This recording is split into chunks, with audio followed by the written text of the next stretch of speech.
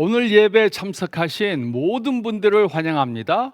이 시간 주님의 은혜가 함께하는 귀한 시간 되시기를 바랍니다. 우리는 오늘부터 성탄절 이야기라는 설교 시리즈를 시작합니다. 우리는 이번 시리즈를 통해 2000년 전 성탄절 때 일어난 사건들의 의미들을 생각해 보겠습니다. 오늘은 마리아의 이야기에 대해 생각해 보겠습니다. K-팝의 대표 아이돌로 꼽히는 방탄소년단 BTS의 인기는 전 세계적입니다. BTS를 보기 위해 전 세계 팬들이 몰려오는 것은 물론이고 그들의 콘서트 티켓을 사기 위해 며칠 밤을 새우기도 합니다. 그들의 인기는 음악 시장에 큰 영향을 끼치며 전례 없는 기록을 세우고 있습니다.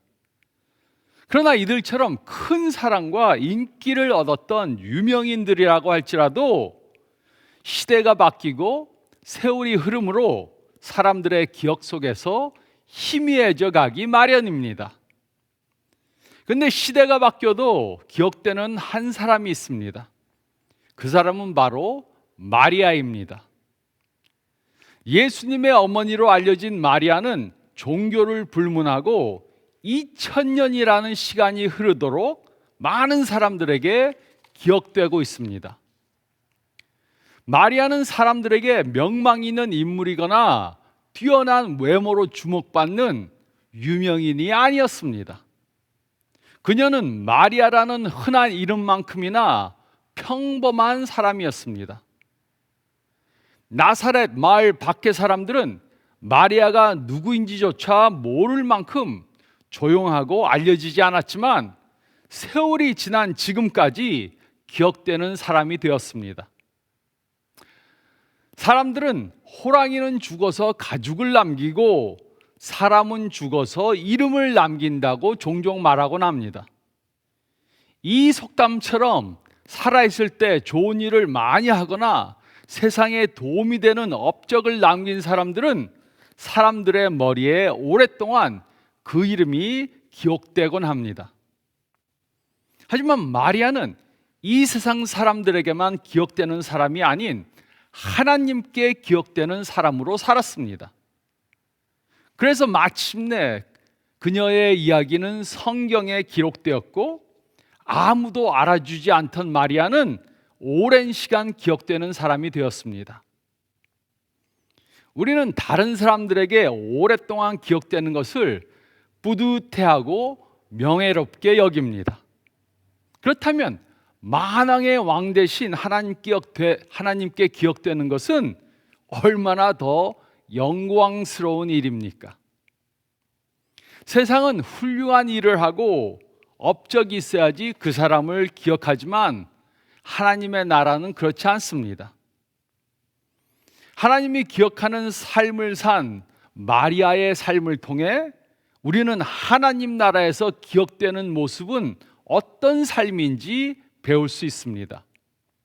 그러므로 우리도 하나님께 기억되는 사람들이 되기 위해 다음과 같은 신앙을 가져야 합니다. 이것이 누가복음 1장 26절에서 38절이 말해주는 것입니다. 첫째로 26절, 27절 그리고 38절 말씀을 보면 우리는 겸손한 신앙을 가져야 합니다.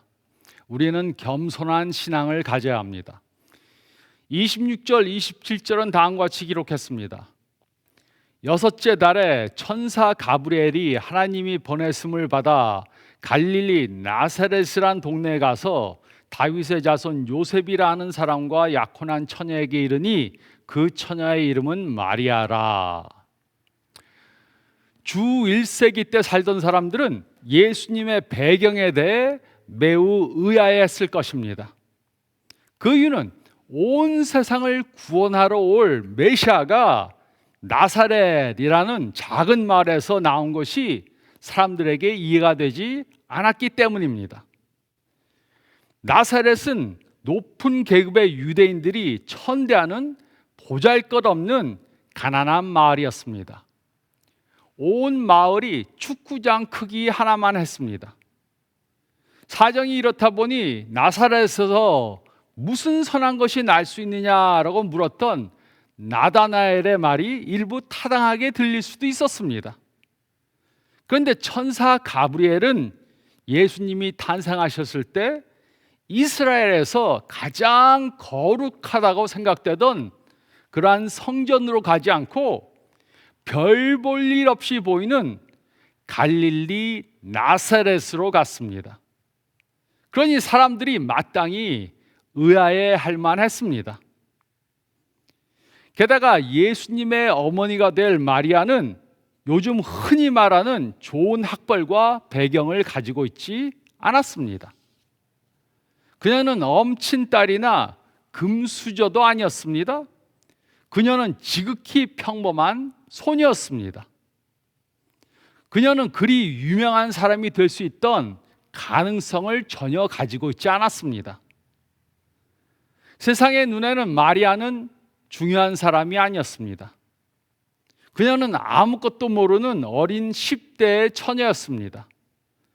그녀는 아마도 12살에서 15살 사이였을 것으로 추측됩니다. 그러므로 그녀는 유명한 사람이 될 수 있는 그러한 가능성을 전혀 가지고 있지 않았습니다. 그녀는 나사렛에서 살던 다른 가난한 사람들과 같이 가난한 남자에게 시집을 가서 여러 명의 아기를 낳고 가난하게 살다가 아무도 모르게 죽을 것으로 예측했을 것입니다. 그런데 하나님은 평범한 마리아를 예수님의 어머니로 선택하고 그녀에게 예수님을 맡기셨습니다. 사람들은 마리아의 갖춰진 환경이나 배경만 보고 만유의 왕이신 예수님의 어머니로 적합하지 않다 생각했겠지만 하나님은 마리아의 중심을 보시고 그 당시 가장 중요한 일을 가장 겸손한 사람에게 맡기셨습니다. 육신의 눈으로 보기에는 아무리 완벽해 보일지라도 하나님이 쓰실 때 겸손히 순종할 준비가 되지 않은 사람들이 있습니다. 그러나 마리아는 어떤 사람이었습니까? 그녀는 하나님이 부르실 때 순종할 수 있는 겸손한 신앙을 가진 사람이었습니다. 38절은 다음과 같이 기록했습니다. 마리아가 이르되 주의 여종이오니 말씀대로 내게 이루어지이다 하매 천사가 떠나가니라. 마리아는 하나님께서 그의 뜻을 알려주시니까 자신은 하나님의 여종이고 하나님의 뜻에 순종하겠다고 고백했습니다. 그래서 마리아는 이런 겸손한 신앙을 가진 사람이었기 때문에 모든 사람이 열망하던 그러한 메시아를 잉태하는 영광의 자리에 들게 된 것입니다. 그래서 우리들에게도 이런 겸손한 신앙이 필요합니다.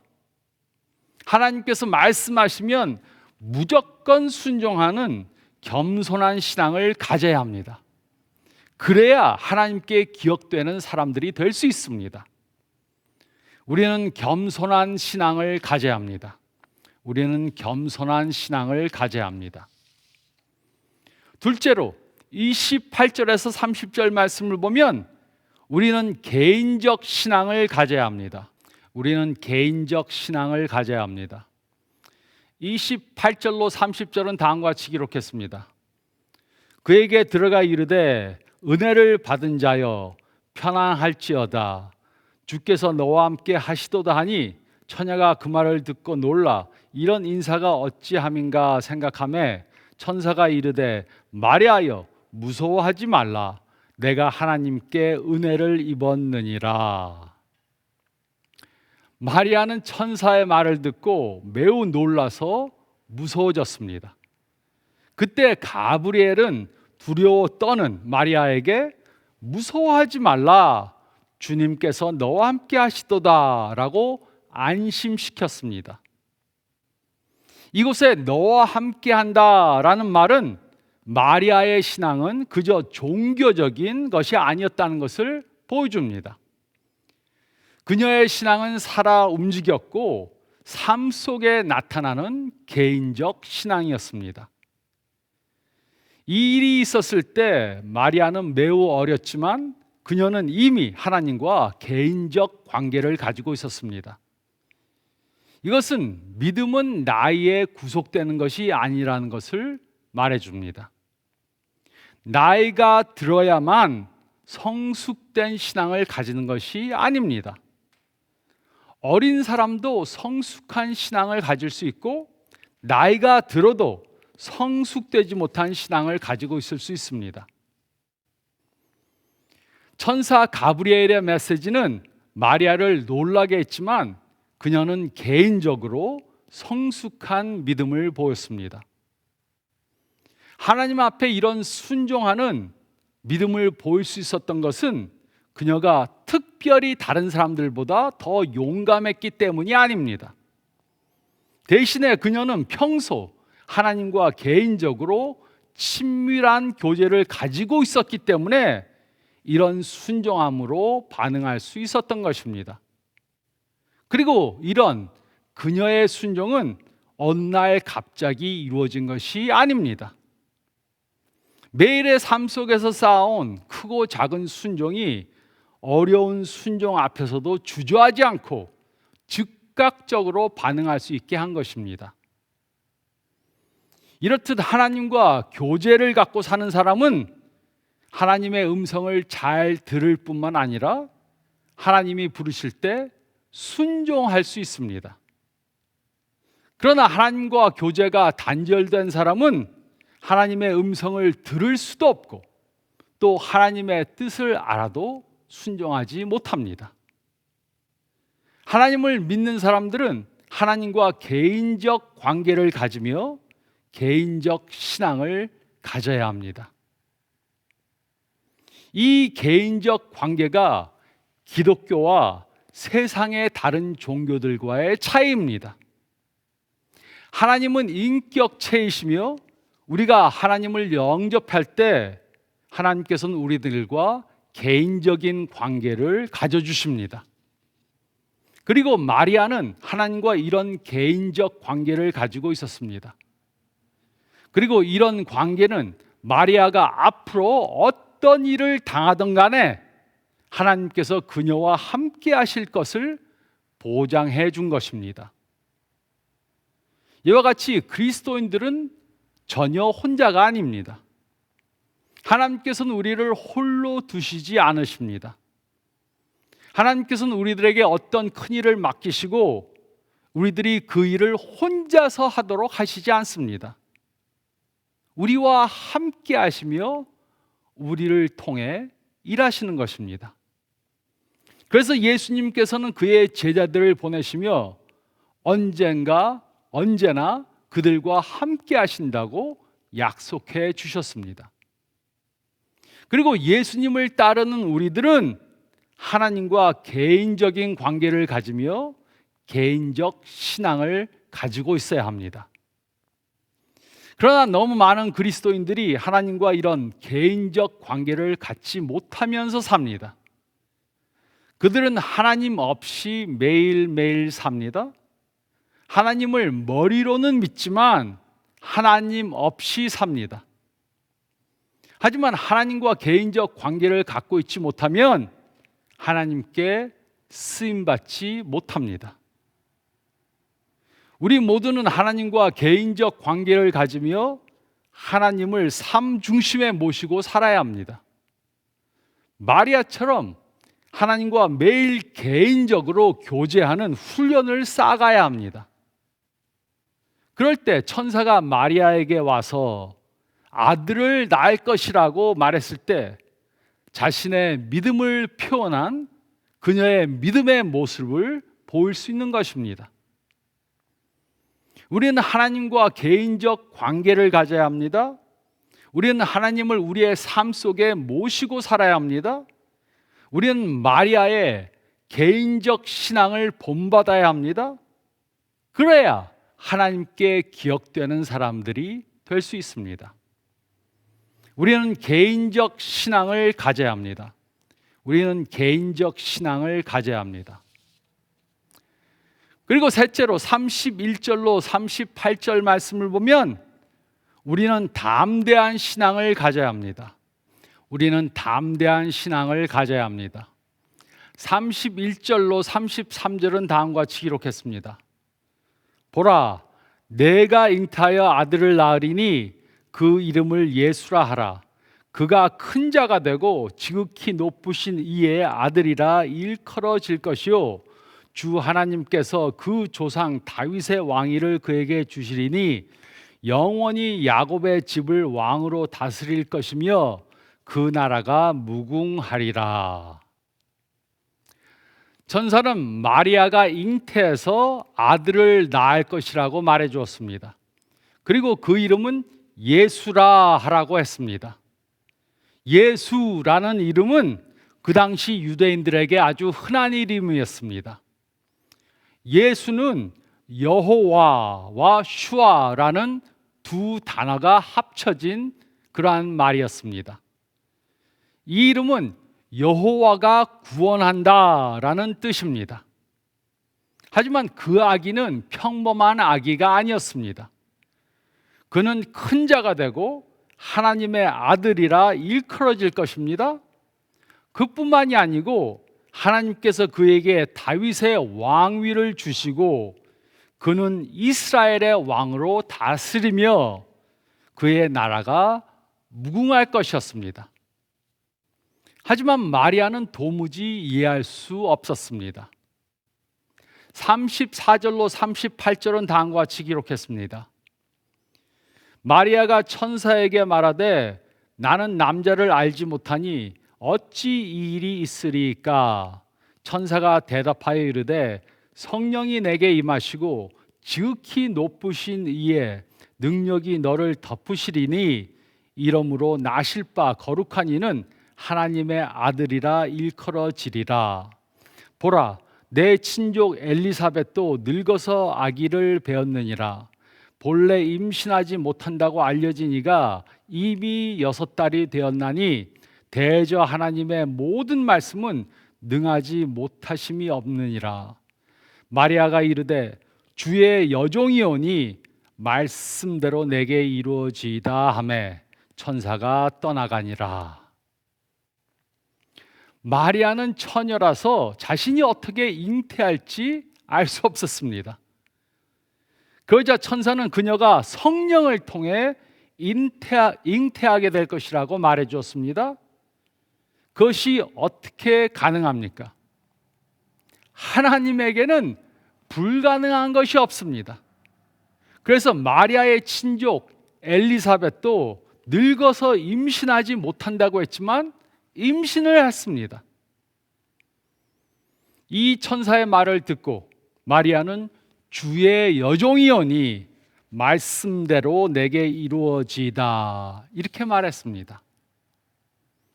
마리아는 모든 것을 다 이해하지 못했지만 하나님께는 불가능한 것이 없다 이것을 믿었습니다. 자신은 이해 못했지만 하나님은 하실 수 있다 믿은 것입니다. 그래서 하나님께 담대히 순종하기로 결심했습니다. 그리고 천사가 떠났습니다. 최근 들어 혼인을 하지 않고 아기를 출산해서 키우는 미혼모를 향한 관심이 많습니다. 많은 대책이 세워지고 지원과 도움이 생겨나고 있습니다. 조금씩 미혼모를 바라보는 사회적 시선도 바뀌어가고 있지만 여전히 부정적입니다. 현재도 미혼모에 대한 사회적 편견이 있지만 과거의 미혼모들은 사회생활에 아주 어려운 그러한 배척을 받았습니다. 이러한 점을 생각해 본다면 가늠한 사람을 돌로 쳐 죽이던 시대에 살던 처녀가 임신한 것은 그야말로 죽음을 각오해야 하는 일이었습니다. 이런 시대적 상황 속에서 결혼도 하지 않았던 마리아가 임신한 것은 매우 큰일이었습니다. 그뿐만이 아니었습니다. 마리아에게는 이때가 아주 행복한 시기였을 것입니다. 마리아는 아마도 결혼을 준비하느라고 매우 바빴을 것입니다. 또 결혼 후 행복한 삶을 살기 위해 여러 가지 계획도 세우고 있었을 것입니다. 하지만 천사의 메시지는 마리아의 삶을 완전히 뒤바꿔 놓았습니다. 마리아는 천사의 말처럼 아들을 잉태하게 됐습니다. 그녀는 인류를 구원할 메시아를 잉태했지만 마냥 기뻐할 수만은 없었을 것입니다. 마리아가 하나님의 말씀에 순종하기 위해 각오해야 했을 여러 어려움들이 있었기 때문입니다. 마리아가 하나님의 말씀에 순종하기 위해 어떤 위험을 각오해야 했습니까? 첫째로 마리아는 가족들로부터 버림을 받을 수도 있었습니다. 당시 문화를 고려해 보면 딸이었지만 가문을 욕되게 했기 때문에 가족들은 결혼 전에 임신한 마리아를 저버릴 수 있었습니다. 또 둘째로 마을 사람들로부터 외면당할 수 있었습니다. 마을 사람들은 그녀를 보고 부도덕한 사람이라고 그렇게 수군대었을 것입니다. 와, 마리아가 임신을 했대. 나는 마리아가 순진한 아이인 줄 알았는데 전혀 아니었어. 마리아는 결혼 전에 임신한 것이 알려지면 사람들의 외면과 사회로부터의 단절을 각오해야 했습니다. 또 셋째로 그녀는 약혼자였던 요셉과의 정혼이 깨질 수도 있었습니다.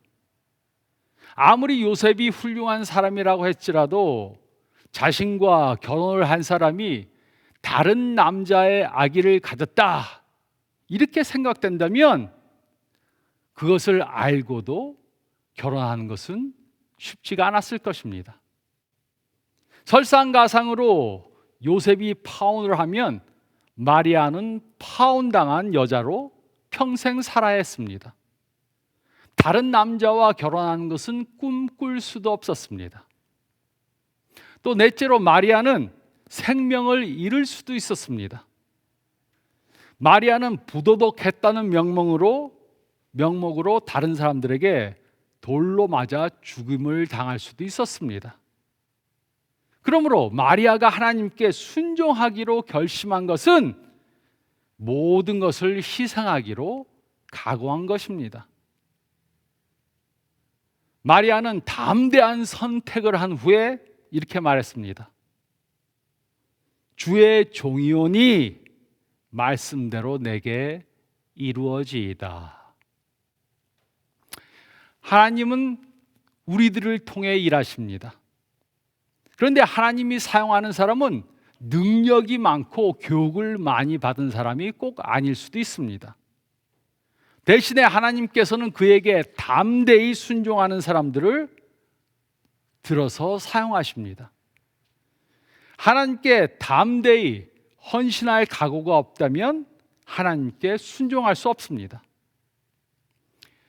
우리는 하나님의 뜻이 나의 삶에 이루어지이다 이렇게 주문을 외우듯 기도합니다.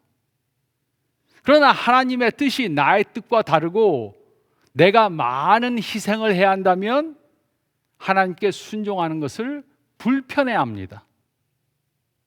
하나님의 역사가 나를 통해 이루어지기는 원하지만 하나님의 뜻에 순종하기는 싫어하는 양가적인 마음을 가질 수 있습니다.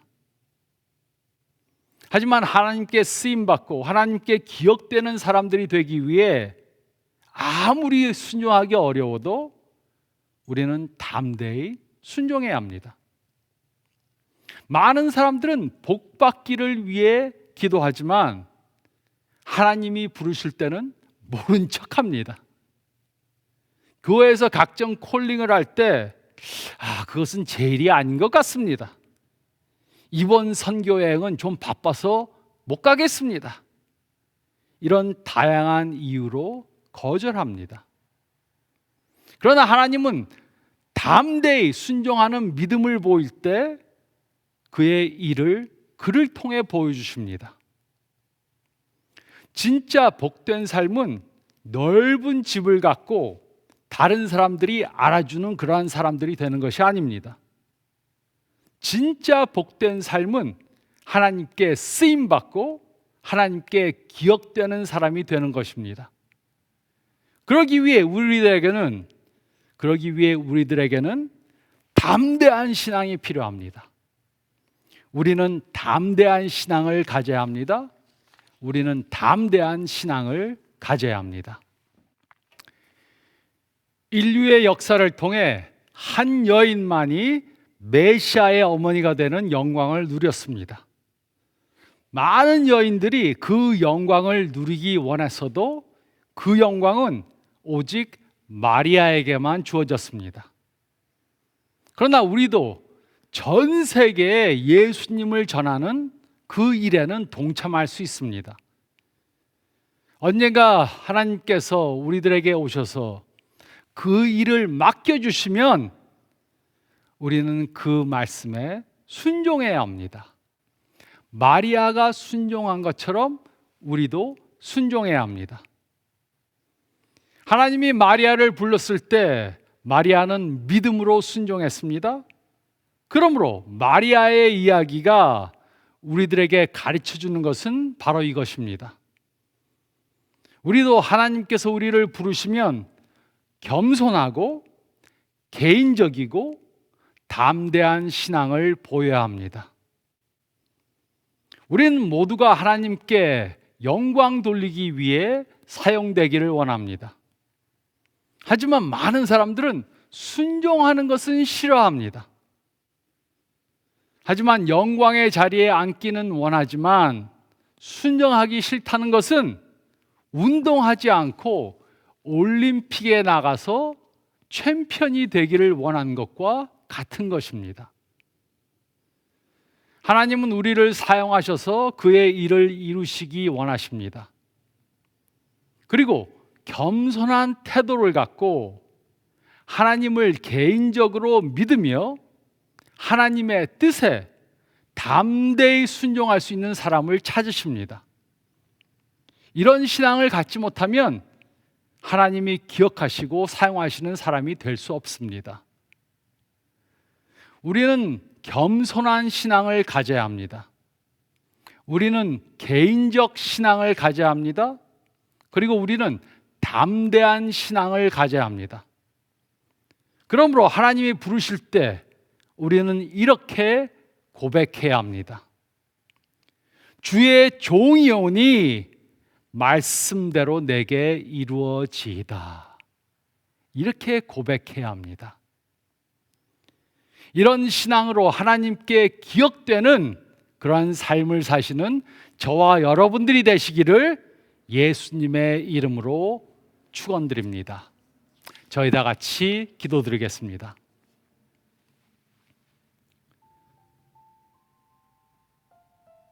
잠깐 머리를 숙이시고 오늘 말씀 묵상해 보시기 바랍니다.